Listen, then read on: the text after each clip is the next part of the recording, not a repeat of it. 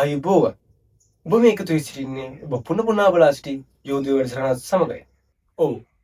අද අපිත් එක්ක එකතු වී සිටින්නේ රටක් දන්න ඔබ නොදන්න ලබීව සමා. ආයුබෝවන් ලබීව සමාට. ආයුබෝවන් ලබීව සමාට. හයි. ඔව්. අපිට ගුණයෙන් පිටින් ඉන්න කරන්න බෑ. ඔව්.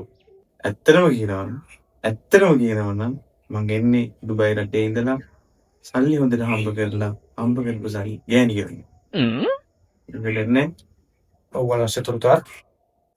ඔව් කොමද දවල්දී මං දුබයි ඉන්න දවස්වල මගේ මෙතනින් මිසයිල් එකක් ගියා.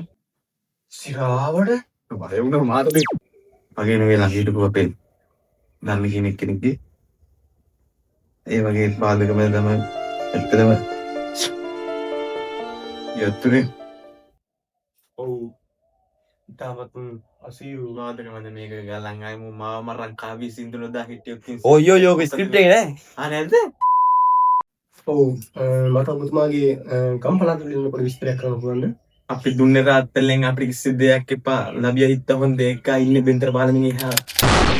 ඔව් මට පේන ආකාරයට ලබී වසුරු මහතා ඇක්ෆීල්ඩ් ඉදි තමක් රුචියක් දක්වන බව පිළිගන්නවා. මට ඔබතුමා කැමති අපස්ලා පස් දෙනෙක්ගේ නම් කියන්න පුළුවන්ද? ආගා නන්දි මිත්‍ර වේලුසමන ගෝඨයිම්බර කච්චදේව පුස්සදේව. දැනුක් කතා කරා කච්චදේව.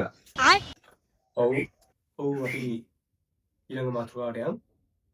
ඇත්තටම මහත්තයෝ දැන් මේ රටේ පවතින තත්ත්වයත් එක්ක අපිට මේ රට කුරුදා ගන්න පුළුවන්.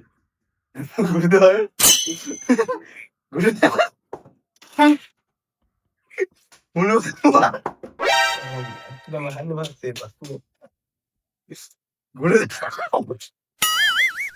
අපි මගේ ප්‍රධාන පාලක මැදිරියට විසිරෙමු.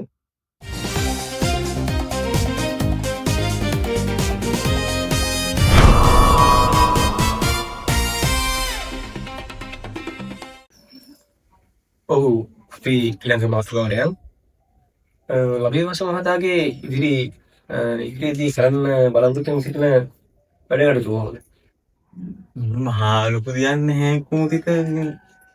ඉතින් අපි දීද කියලා දන්නෙත් නැහැ. ඉතින් ඉතුරු ටිකට පෙන්ෂන් එක තිබ්බොත් ඇති හොඳටම බලාපොරොත්තු වෙන්නේ විශේෂ. ඔව් ඒක ගැන නම් මටත් හරියටම කියන්න බැහැ ලබී වසම මහතා. අපි ඉඳීද නැද්ද කියන එක අපේ අතාර්ථය. වෙන්න පුළුවන්. ඔව් අපි කෙමින් අපගේ වැඩසටහනේ අවසන් හෝරාව වෙත ළඟා වෙලා තියෙනවා. වැඩසටහන අවසන් කිරීමට වත්ෙන් මම ඔබගෙන් අහන්න කැමතියි. ඔබ මේ රට වෙනුවෙන් යමක් කිරීමට බලාපොරොත්තු වෙනවද ලබී වසම මහතා?